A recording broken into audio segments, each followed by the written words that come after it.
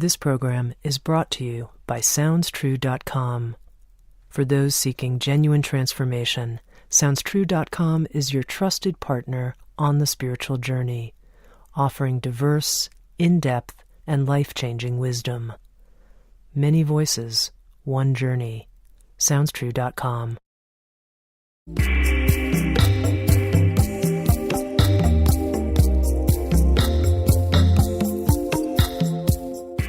You're listening to Insights at the Edge. Today I speak with Jose Arguelles.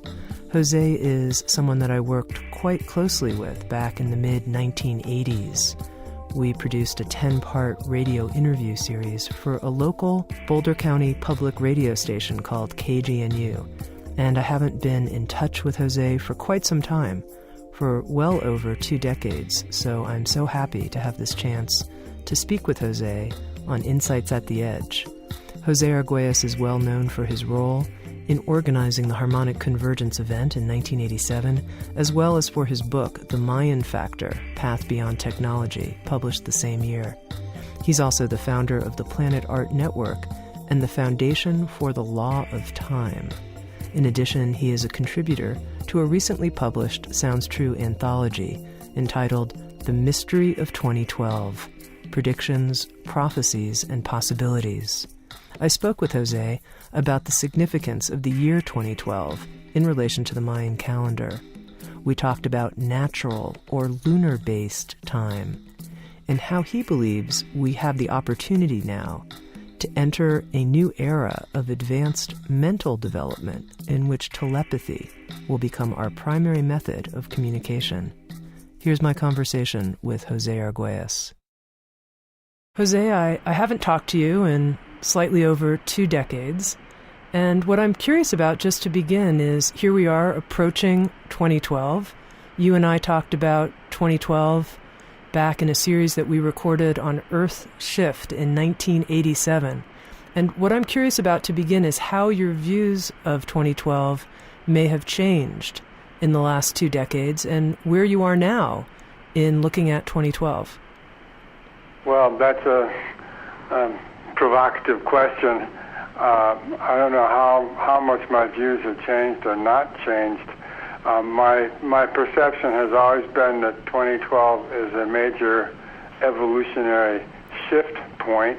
I think that over the 2 decades that through my own investigations, meditation, and research, that I think I've refined my definition, perhaps, of that shift point to among other things, for instance, having to do with the shift from the biosphere to the noosphere, to the from one state of biological evolution to another one in which the mind becomes the paramount factor in our existence.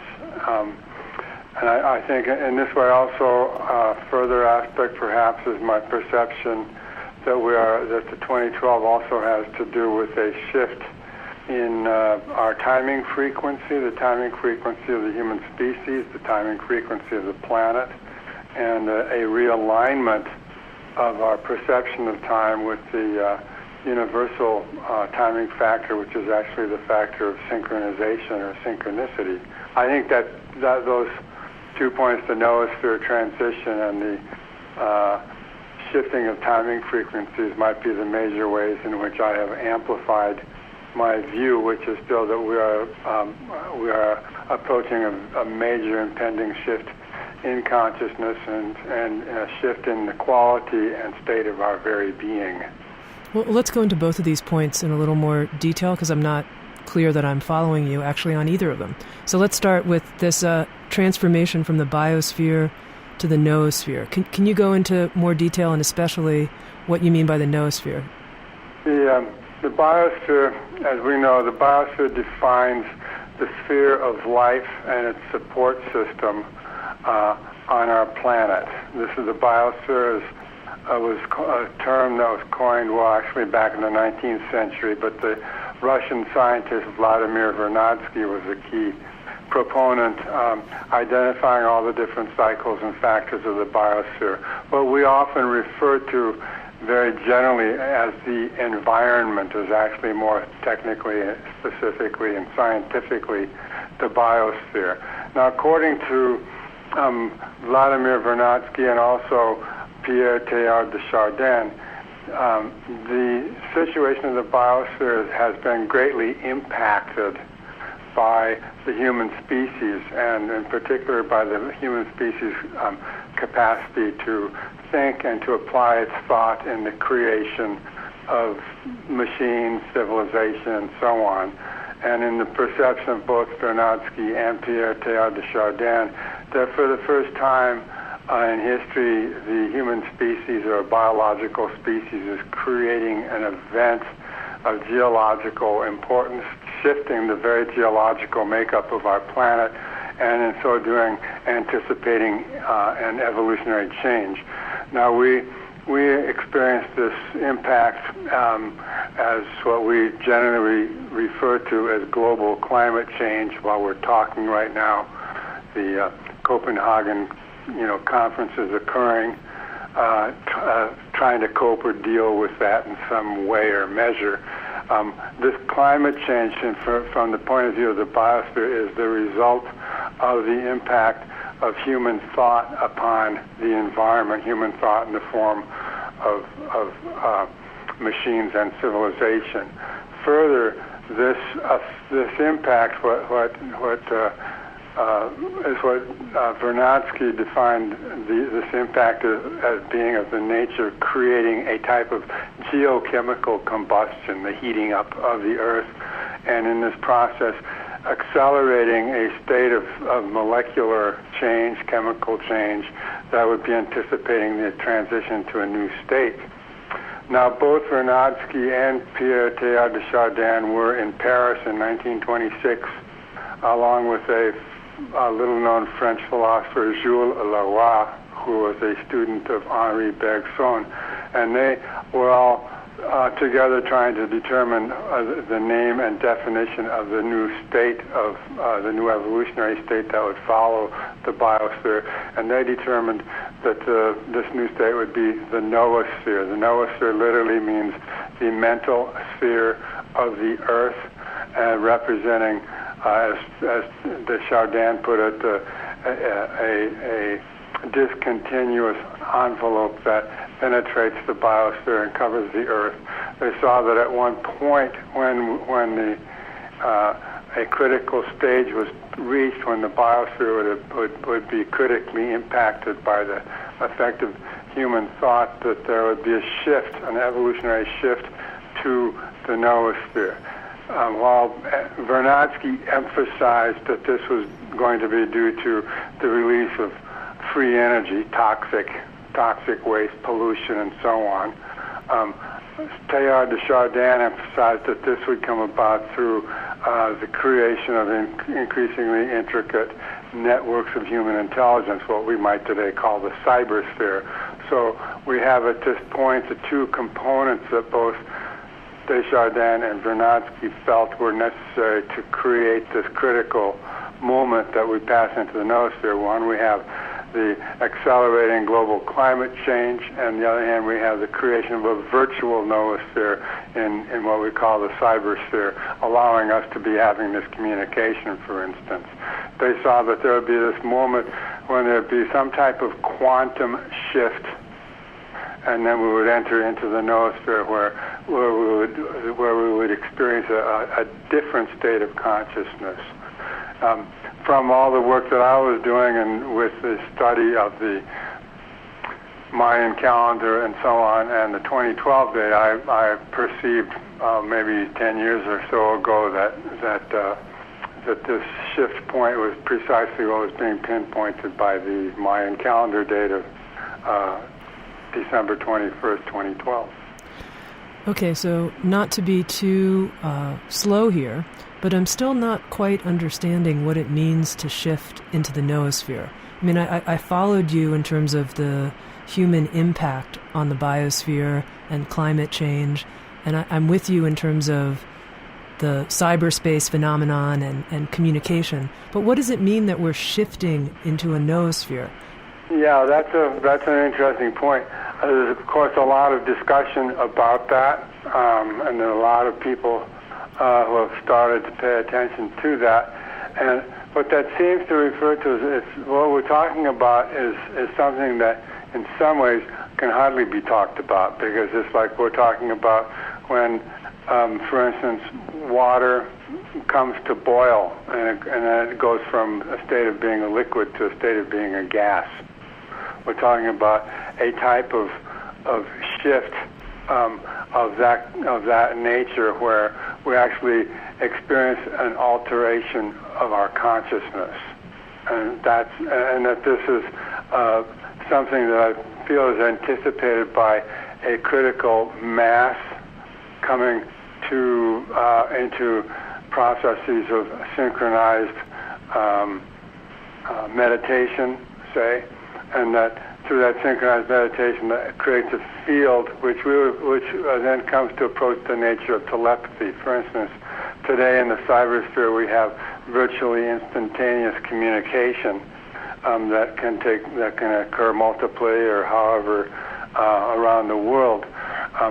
This is what I refer to as virtual telepathy. In the noosphere, we will be in a state of telepathy where we will be able to communicate telepathically at will with different people around the planet. And I think maybe that issue or that point of telepathy is the best way of communicating what the shift to the noosphere will be. Well, of course, there are individuals who are quite telepathic and already are living in that kind of space. But yes. What you're saying is that at some point in time that you've identified as 2012, collectively, we will all be more telepathic? Yeah, exactly. We'll move into a phase. I feel first there will be a critical mass who attains this, and then very quickly after that we will move into a state where we will all become telepathic. In other words, if we look at the different species of life, different animals, not even insects, we observe one thing is that they all are in some form of instinctual telepathic communication with each other. They don't use language, they don't use words like we do, but yet they are able to inform each other and to communicate by some type of resonant frequencies or telepathic signals, and so maintain their forms of community. The human species, which we know, as you said, there are people who are telepathic, there are paranormal people or people with paranormal gifts and so on. But by and large, the human species has shut itself off to its innate telepathic or paranormal capacities by an over-reliance on artificial contrivances and types of technology that it has created. In other words, the technology takes the place of instinct, but in so doing, it tends to shut off the capacity for telepathic communication. Is there a litmus test now we've entered the noosphere? Well, we'll all know it. Okay, fair enough. Okay. Fair enough. So we'll move to your second point that you highlighted in terms of coming into greater relief with your work around 2012, what you called the timing frequency. Can you help me understand that? Yes. From the work that I had done with the Mayan calendar, and particularly in the Mayan factor, from that, my investigations took me to focus, first of all, on the mathematical structures underlying what's called the Mayan calendar. And I started to experiment in living the different cycles, like the 13-day cycles and the 20-day cycles and the 52 and so on. And just to see what kind of difference there might be. Well, I began to perceive one thing, and that was that to live by these types of cycles in this way is obviously to put yourself at variance with living according to the clock and according to the timing standard that most of humanity follows today, which is the Gregorian calendar. I was in Geneva, Switzerland, exactly 20 years ago, on the day, it's December 10th where you are, 20 years to the day, that I was in the what's called the Museum of Mechanical Time in Geneva, Switzerland. And after a couple of hours, I realized that what the perception of time, which was taken for granted as being time in that museum, was actually just a perception of mechanical, artificial time. Everything was based on 12, and I noted that in the Mayan calendar, everything was based on 13. From this, I had a big aha moment, and I saw that in a flash, I saw that the human species for the last 400 years have been living on this mechanical, artificial time, and as a result of it, have been able to create this mechanical, artificial civilization, the mechanical, artificial technosphere, which actually keeps accelerating its speed, it keeps accelerating in time. And I saw like this, how it was like this vast, intricate vehicle that was careening at an ever faster speed, out of control, deviating ever farther and farther and farther from nature, and not realizing that to sustain itself it had to consume all the resources of the world, and was actually in the process of destroying the props. I saw humanity like being a man on a tree limb sawing the limb that it was sitting on.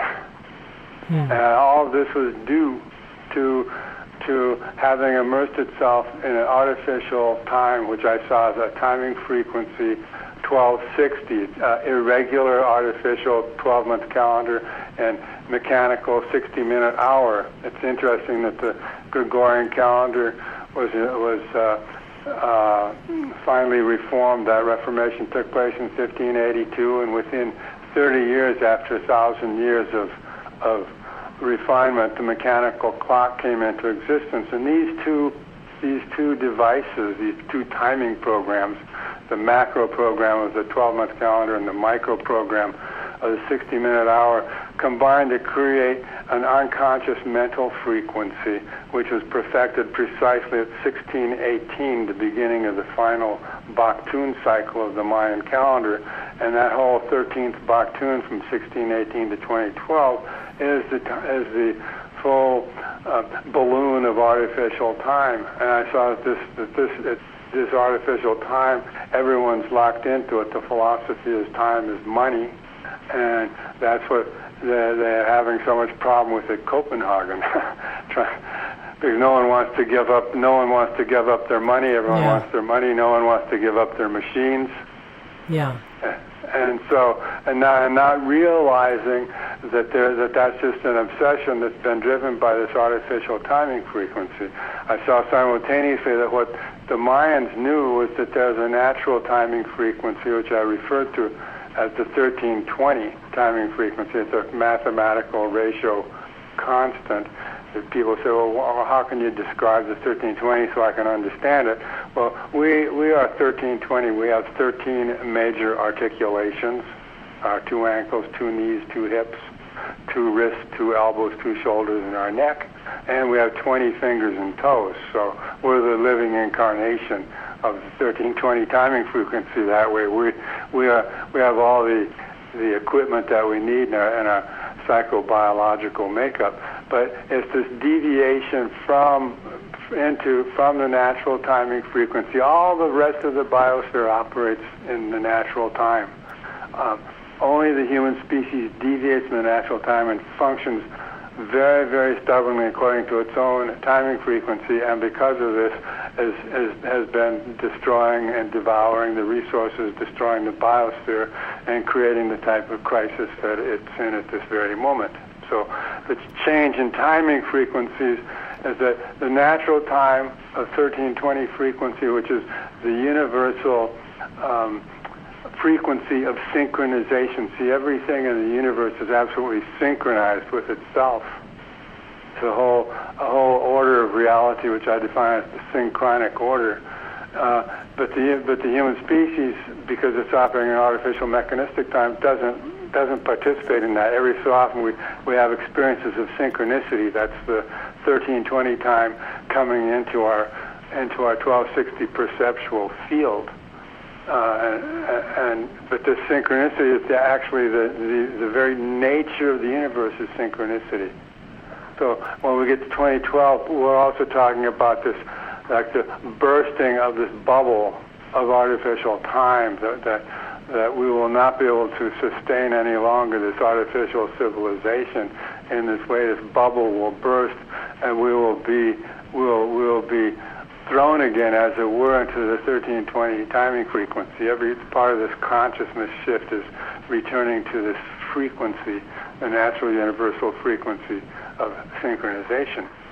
Okay, just to ask a couple questions here. First, I'm going to need a little bit of a history lesson. So what happened 400 years ago that we entered artificial time? How did we keep track previously of time? Oh, well, previously we kept track by the moon. We kept track in the Western civilization with the Julian calendar, but most everywhere else in the world, we're all following lunar calendars. The Hebrews followed the lunar calendar. The Muslims had their lunar calendar.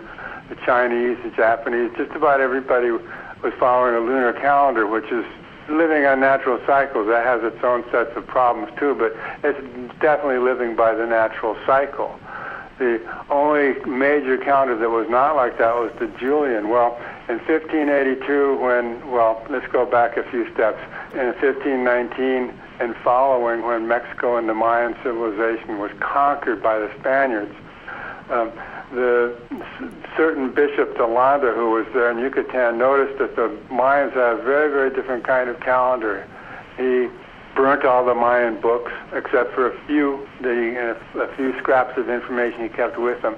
He went back after the burning of the books in 1562 he was called back by the Pope and spent 10 years there before being sent back to Yucatan to become the bishop there. Well, when he was there, he gave them the information that the Mayan calendar was more accurate than the Julian calendar, that the Julian calendar was 10 days off from the celebration of equinox, and so on and so forth. And Pope Gregory, at that point, beginning in 1572, sent Bishop de Landa back, called in his astronomers, said we have to refine the Julian calendar, got that refined the leap year days and their occurrences and so on. And 1582 instituted the Gregorian calendar reform. Well, at that point in time, historically, Tammy, the Europeans had circumnavigated the globe and basically had said, this earth is our pearl. So they were able to impose the calendar on all the conquered peoples, especially the Aboriginal peoples of North and South America, then later on of Polynesia and of Australia, and so that when 1618 occurred, the clock was perfected, the calendar had been imposed on most of the world, the Europeans had the world, so there was this kind of little click that occurred in the European consciousness when these two timing devices came together to create this unconscious frequency. Immediately after that, we have Galileo. We have what's called the scientific revolution, which is actually a materialist scientific revolution. We have shortly after that then Newton and the discovery of the law of gravity. We have after that the creation of stock markets in Holland to create the philosophy of time as money, and beginning then with all these within 100 years in the early 18th century, we have what's called the Industrial Revolution, which is the application of this principle of time as money, as well as this principle of the artificial time and the creation of a society, of an imperialist society that basically has world dominance, to be dominated by these two timing devices. The calendar as a social programming device. So it keeps a society, any society together, is the calendar that it uses. So that by the end of the 19th century, virtually every country in the world was enslaved by this calendar. Everyone was using the clock. Everyone was building railroads. Like you can look at an example like Japan in 1873, when the Japanese emperor decided, we better, if we're going to step with the world, we have to make this change. In 1873, January 1st, he adopted the calendar, instituted the clock, instituted parliament, and bingo. They went immediately from the Middle Ages to modern industrial world, and it was because they adopted that calendar and put everything into that system. See, it's a calendar is a programming device. It's a system. I ask people to think if they can imagine a world without February or July or September. People are so deeply in that program. It's really hard to think of it other than that. Well, yeah, I really appreciate what you're saying, Jose, but here's my big question. I remember recently when I was preparing for this conversation, and I was looking at your website on the law of time, and it said, the most practical application is if we switch to a 13-moon, 28-day calendar, the most practical application of these ideas. And I thought, well, wait a second. I mean, I'm having meetings with all kinds of people who aren't switching to, a 13-moon, 28-day calendar. I'm not living by myself in the woods. I'm running a business. How can this be considered practical? Well, listen, there's probably millions of people who are using the 13-moon calendar today, and many of them are running their own businesses. Eastman Kodak, they've been running on 13-moon calendar for years. They find it's a much better way to do accounting. It's just a matter that then until the complete shift happens, then you're just living on several timing systems. So what you're saying is that I could live on simultaneous timing systems. Oh, yeah, of course. Listen, the Mayans at their peak, they were living with 17 calendars. Wow. Okay? It's just a matter of how much synchronicity you want to experience. Okay, so let's pretend that I wanted to live on... I'm just going to keep it simple with 2 calendar systems, because, I already feel it's hard for me to schedule and stuff like that. Yeah. What do I do with the 13-moon, 28-day calendar? How do I relate to that? Okay, so like for instance, today, I'll take where you are. Today, for you, it's the 26th day of the overtone moon, of the 5th moon. What you do, you create for your basic program, you follow the 13-moon calendar. It's programmed to begin July 26th, which is the helionical rising of Sirius. So it's a galactically oriented calendar, and then but you'll see you'll see that there's a whole sequence of harmonic patterns that you begin to live by, and these harmonic patterns are what tune you into the synchronicity. Secondarily, you can see, overtone moon 26, that's December 10th, and then you can go do your business stuff. So it's like you're saying, okay, right now, as long as this world exists like this, I got the Gregorian calendar is my business calendar. But the 13-moon calendar is how I begin to experience the synchronicities and expand my own cosmic nature. It also makes the patterns of the Gregorian calendar part of the larger pattern of synchronicity. So I'm not quite clear how following a different calendar opens me up to synchronicity. Well, I'll tell you something. You have to, if you've never had tasted an apple before, you have to take a bite of the apple to really understand it. Yeah. Okay? Fair enough. You have to try it. You have to test it yourself. Yeah. Okay, and then you will see that you actually are beginning to live different patterns, but you have to see it yourself, and when you begin to live the different patterns, you will see that you are actually increasing your synchronicity and your experience of synchronicity, and that is actually an experience of expanding your consciousness. Yeah. It makes sense to me. You mentioned that nature itself is working on a 1320 calendar, that nature itself is in this synchronic order. And I wasn't 100% clear about that. How is nature working on, I would think that nature doesn't have a calendar. Nature doesn't... No, well, every nature does have a calendar. Nature has a calendar that operates through the synchronizations of natural moments, like the moon is a natural calendar, for instance. We also know that, birds.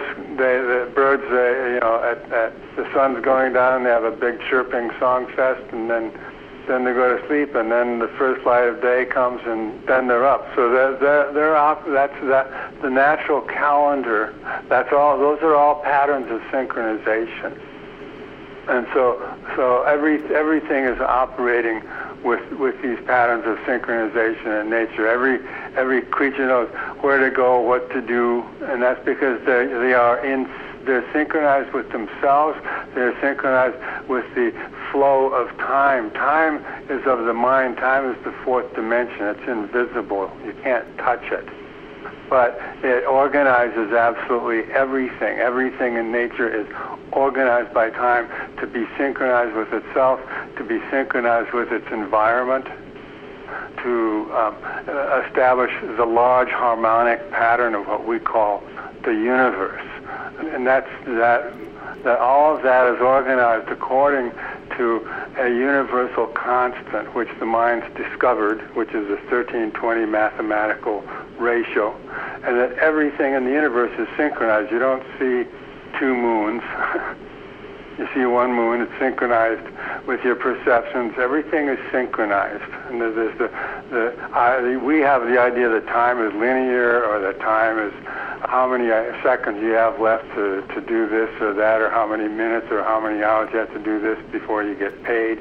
But the actual nature of time is the universal factor of synchronization. This is the actual nature of time throughout the universe. And our philosophy in the present civilization is time is money. Everything is prorated according to how much money it costs in a certain amount of time, or how much work you can do to get paid for a certain amount of time. But that's all just artificial stuff. The actual nature of time is factor of synchronization. Time is harmony. The harmony of nature is a function of time. That's why we say, no, time isn't money, time is art. You've never seen an ugly sunset. Time is art.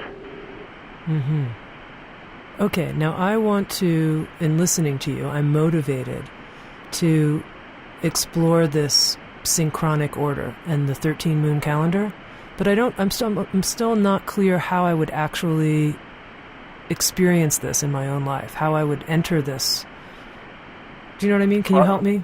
Well, like I said, if you really were serious about this, then you would get a 13-moon calendar, locate yourself where you are, and then begin to follow it and begin to follow the patterns. And as I said, time is a matter of the mind. Okay, so once you begin to enter following the 13-moon calendar, you're placing yourself in synchronization with different cycles, with different patterns that just are not possible in the time that you're doing your business in. Right. Okay. So now in 2012, Jose, what will happen to our calendar system? What's your view?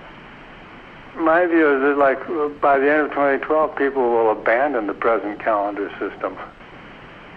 And that, because there's going to be a lot of different things happening between now and 2012, and as we know that the pace of things is accelerating very rapidly. We're going to be experiencing further social upheaval and social breakdown. We're going to be experiencing much further natural upheaval and some catastrophic types of events.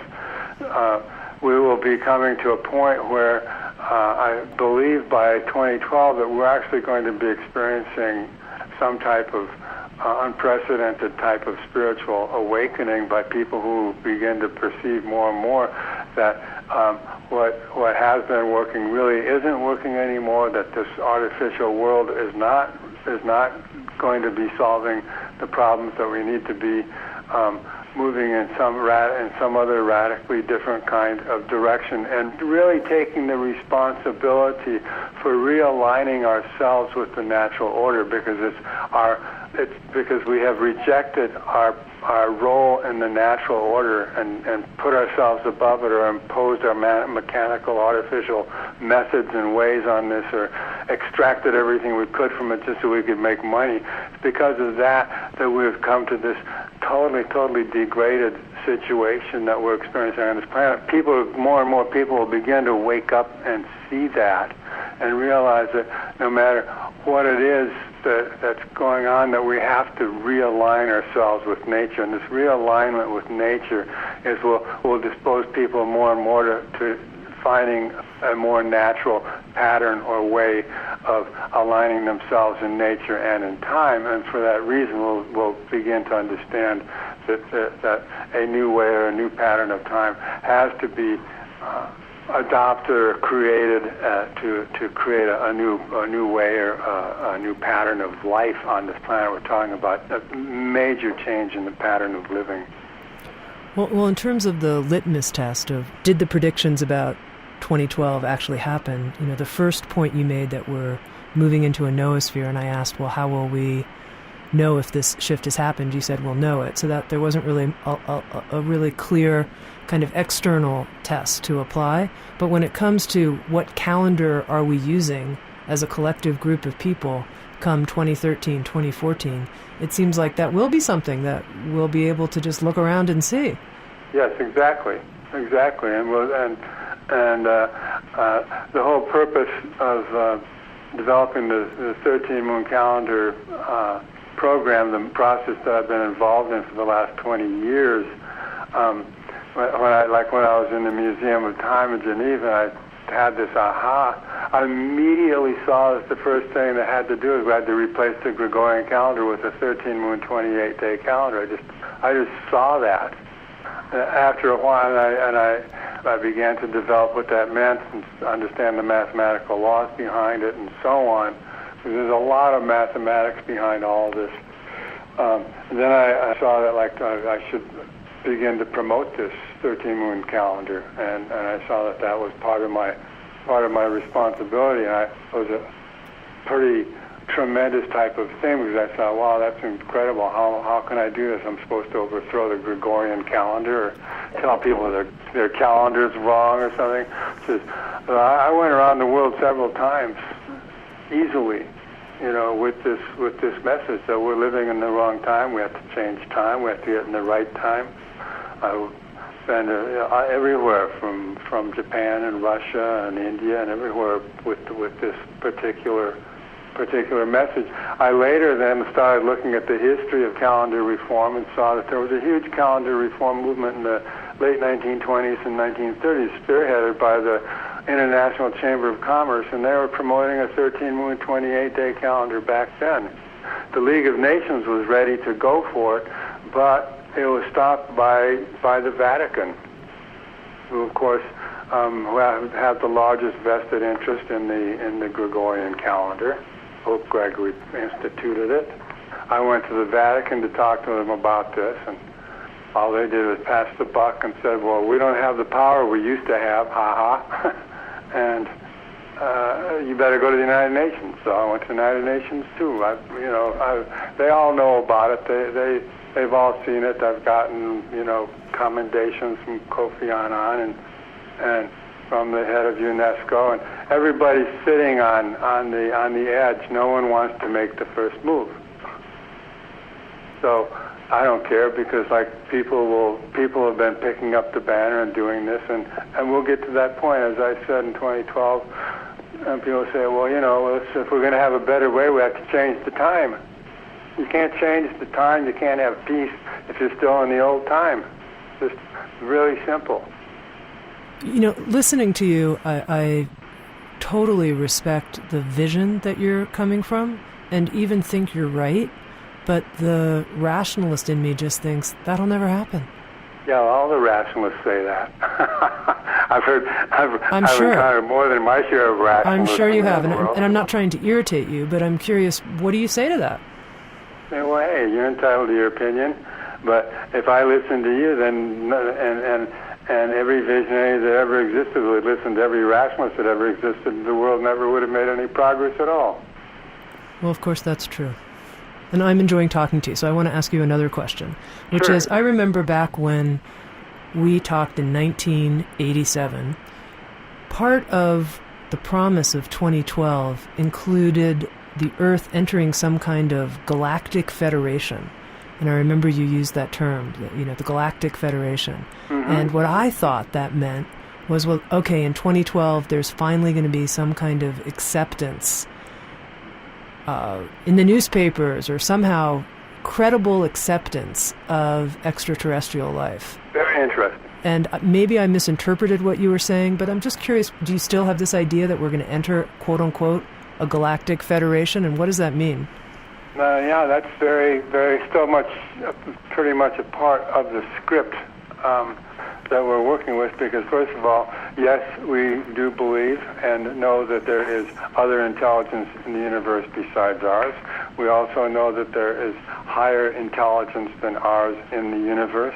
The reason why all of our mystics and great yogis and saints and everything throughout history, like Milarepa, for instance, or Sri Aurobindo, they've all said, no, what I have attained is what the whole human race is supposed to attain. We're supposed to go to a superhuman state. Okay. Well, in the universe, beings or intelligence that hasn't attained this superhuman state, and some of this intelligence that's monitoring affairs on our planet, we refer to as the Galactic Federation. Now, it's interesting that you bring that up, because I've been following a process in very recent days. Brought to my attention, we have one website which is called the Noosphere Forum, www.noosphereforum.org, and our website manager there is a young Serbian scientist named Boris Petrovic, and he's been following a lot of things. I get a lot of information. He brought to my attention a BBC news story from last week or so. As a Bulgarian scientists say aliens already exist on Earth. So I started to pursue this. It was an interesting story. There's a man named Dr. Lacheza Filipov, who's the head of the Space Research Institute of the Bulgarian Academy of Sciences. And he apparently had a news conference reporting some of the research that they had been doing. Apparently one of the things that came out was that the belief that there are actually what we call aliens or extraterrestrials already among us.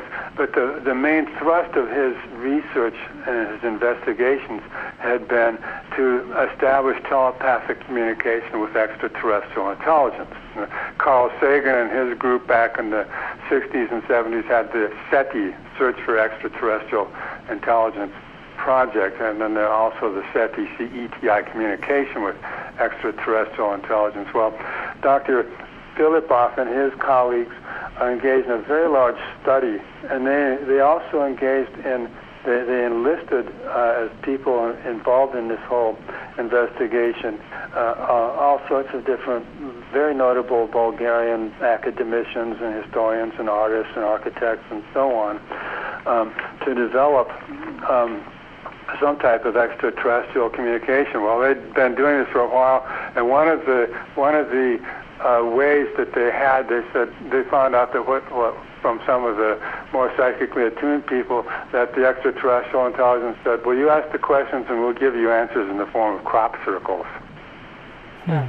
You can go see this on their site, www.ourplanet.cc. Okay. So you see some really interesting crop circle responses that came to some of their questions. Through this, they have determined, and which is my perception as well, is that we'll have, in 2012, we'll have what I would refer to as a type of telepathic intervention. What does that mean? What that means is that there will be enough people on the planet attuned to this that there will be a type of collective communication to a large number of people simultaneously with regard to the existence of the extraterrestrial intelligence, and they'll be giving instructions about the ways in which they intend to assist us out of our particular moral dilemma. Uh-huh. Okay? It's interesting that in the process of their investigations, Dr. Filipov has a number of criteria for a choice of mediator, human mediator, between the extraterrestrial intelligence and ourselves. And the requirements for the human mediator are that the human mediator has to have skills of extra sensitivity to be able to communicate telepathically, the mediator has to be capable of global thinking, has to be able to think globally about the future of our planet and to abandon all personal ambitions such as career, fame, and money, so that there's no intervening selfish thoughts in the communication process. And thirdly, that the mediator is able to perform actions without a personal interest, so that they can have a mind that's thoroughly focused and be able to pick up the communiques and create the type of intricate geometrical patterns which we see in the crop circles. This, I thought, was a very interesting development. Since that BBC news story came out, Dr. Filipov has come under tremendous fire from the Bulgarian government, and he has had to issue somewhat of a disclaimer saying that this was all his personal research. He didn't mean to involve the Bulgarian Academy of Sciences, etc. It's kind of a typical type of thing that happens when someone like that comes under fire. But he is very insistent that this level of research and information be pursued, that one of the things that the extraterrestrial intelligence is always interested in looking at is what the quote-unquote official response is to their communications. Jose, I think part of what I'm curious about is what's the importance and the relationship between awareness of extraterrestrial life, aliens among us, and what's happening in 2012? What's the importance of this connection? Well, I think that's very important because, on the one hand, 2012 represents what I would say a peak moment of the global crisis that we're involved in. I don't know if you're aware of Erwin Laszlo's work and his World Shift 2012 project. Yes, Erwin Laszlo is actually in our book, The Mystery of 2012. He has an essay in that, yeah. When we were going to convene the Noosphere Forum last summer in Bali, due to economic reasons that didn't pull off, but Erwin and I continued to be in dialogue and communicate, particularly with regard to his World Shift 2012. What he was seeing is that at that point we would be at a crisis and we needed to muster some type of critical mass to deal with it and to begin to think differently than we're thinking now, for instance in Copenhagen, about these matters. So on the one hand, we're going to be at a peak of major crisis. Now it's clear that the world leadership doesn't have a clue as to how to really deal with it. They're all just whatever they come up with is just different versions of business as usual, and staving things off and dividing the rich from the poor, and et cetera, et cetera. It's all just the same shell game that's being played. So all that's doing is aggravating the crisis maximally. So we're going to be at a point where, as they say in the trade, we need help. Mm-hmm. And we need the affirmation that higher intelligence exists, that higher intelligence can communicate with us, and the recognition that those in the human race that are capable of this higher intelligence should be listened to at this time, so we can move ahead with the process of cosmic, spiritual, mental evolution. That's to me, the significance and the importance of this type of work that's intended to establish two-way communication with extraterrestrial intelligence. That's the first step. The ETs don't want to land on the White House lawn. That's mm-hmm. too uproarious. Mm-hmm. But we're involved in a cosmic intelligence operation, so they do want to establish intelligent communication with us. I've been doing a lot of work in this direction myself, and one of the, as I said, one of the projects that we're working with the Noosphere Forum is to establish a larger network of communication with all advanced groups of people on this planet who are thinking outside of the box, and that can be everywhere from Erwin Laszlo's World Shift 2012 project to type of work that Dr. Filipov is doing at the Bulgarian Academy of Science, or we also have groups we're working with at the Russian Academy of Science in Novosibirsk, and other people who are developing the noosphere concept, including Dr. Roger Nelson at Princeton University. So all of this is intended to create the type of telepathic receptivity among a critical mass of people who are networked together, who are open to this process and possibility, so that when we get to that 2012 point, that the engagement of the extraterrestrial intelligence with an intelligently put together network of human beings who represent a minor but critical mass of intelligence attuned to this, so that can actually occur, so that we can begin to manifest and demonstrate the types of solutions that we need to overcome the crisis that we're in. What is your own experience of receiving telepathic communications from higher beings, extraterrestrial beings? Well, I've had some experience with that, let's say, and particularly in the last 3 years. I mean, I've on and off through the years, like back when I was talking to you about the Galactic Federation, I had some communications of telepathic nature that had come to me. Some of this was focalized around the Mayan agent Pakal Votan, whose tomb was discovered in Palenque in 1952, and which is now well-known type of discovery as far as the Mayan archaeology goes. It was through studying his tomb and coming into contact with him when I realized that he was actually a very, very higher, superior intelligence. His tomb, the dates of his tomb confirmed the 1260 and the 1320 that I talked about. It was dedicated in 692 and miraculously discovered in 1952. That was exactly 1,260 years. And from the time the tomb was dedicated in 692 to 2012 was 1,320 years. Mm-hmm. So I saw that the very facts about that, the dedication of the tomb and the timing of its discovery and the timing of 2012 confirmed what I was beginning to discover with 1260 and the 1320, and then became more and more to realize that I was somehow or other being guided by Pakal Votan and or by other what I refer to as galactic Mayans. Now, in more recent years, and this also directed me to understand that yes, there is a higher existing intelligence in the universe, and that this intelligence actually would like to help.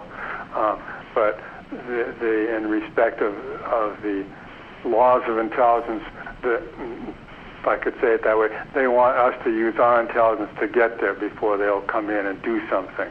It's kind of a bodhisattvic approach that you don't impose on the other being, but somehow help guide or direct that being to use their own intelligence to realize what has to be done and to how to go about communicating with the higher intelligence. In recent years, I began to receive some information which is almost all strictly of a mathematical nature, which I then began to understand as being a type of coded mathematical language underlying a matrix of universal telepathic communication that is used by the cosmic civilizations throughout the universe. I'm very, very immersed in this particular process of decoding this mathematical structure, which is in some ways a simple structure based on a 21 squared matrix. 441 is 21 squared. But that involves a lot of other synchronization with the mathematical codes of the synchronic order and so on. But the point is that the telepathic language has an underlying mathematical structure, and by decoding the mathematical structure and understanding its patterns, that we can enter into communication with higher intelligence. So it's almost like you're receiving Morse code messages, but they're mathematical messages. Yes, exactly. And then I'm given different ways. I put them every day. I put them into the synchronic order, and then I begin to see patterns, and then and very immediate types of synchronicities, which then create kind of luminous ahas in certain of my synapses, and I get what the message unit is saying. Very good. Interesting decoder that you are. Well, it's a process, but I'll tell you something. If the foundation to be able to function like this is as far as the mental clarity goes, is the Buddhist meditation training. If I haven't had that, so I saw how I was directed back in the 1960s to look for a Tibetan guru and all this kind of thing. But if I hadn't had that training and that discipline of the shamatha vipassana, which I refer to now as natural mind meditation, that you have to have that absolutely clear mind, just like this Dr. Philippov says. You can't have any kind of personal whim or whatever trying to slant you or bias you to any a type of interpretation. You have to really see clearly. And so I emphasize very much the importance of practicing this type of meditation for anyone who wants to get into any of this kind of approach to it, because that's the clear mind that's really required to be able to perceive telepathically, to receive information or anything like that. Mm-hmm. Now, a couple other things I wanted to talk to you about, Jose. One is that the other thing I remember from 1987 that stuck with me was the idea of galactic alignment, that in 2012 in the atmosphere, that the position of the Earth, that will somehow be aligned with a galactic core. You still see it that way? Can you help me understand it?